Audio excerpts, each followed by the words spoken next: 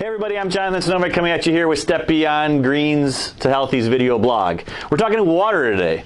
Water is something that we need, obviously for our bodies, but really what we're going to talk about today is wells. So if you're out there right now and you're on city water, we'll have to talk about you another day. But right now, if you're sitting with a well as your main source of water, there's one particular thing I want to talk to you about today, and that is filtration.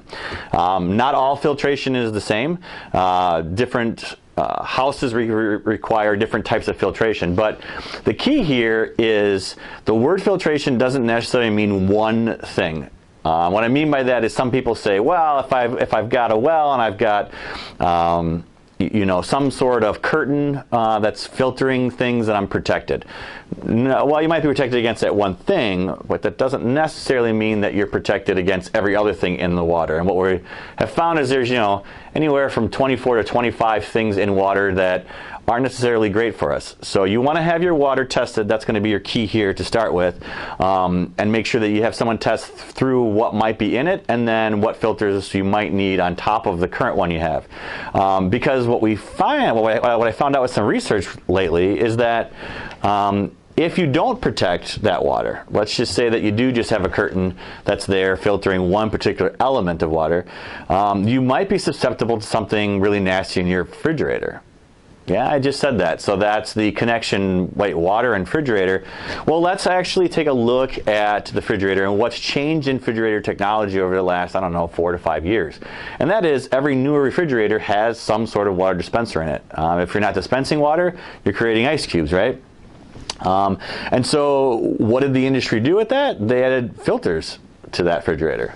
Okay, well, I just found out recently that if you've ever read the back of a water filter, which, quite honestly, who has? I know that I didn't. Let's just take a look at, first of all, you can see kind of at the corner of the screen here a picture of a filter.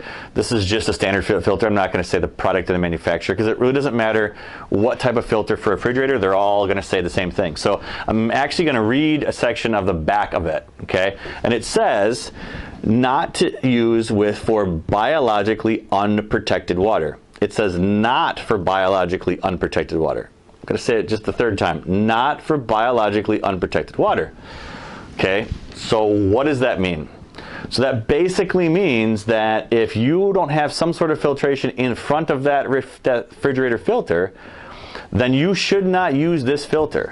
And the reason for it is untreated water going into that filter, well, what happens when we take a cool, dark, wet place? What generally happens in that scenario?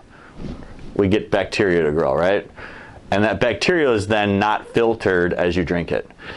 So if you're on a well and you're not treating your water past maybe a curtain system, then by the label on the back of this filter, you should not be using a filter in your refrigerator because you could be creating a nasty environment for some nasty stuff to grow.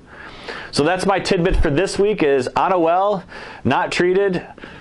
Are you really sure about using a filter? Check out the back of that filter the next time you actually buy it. Make sure if it says that and you're on an untreated system, you may want to think about A, having it tested, or B, not using it at all.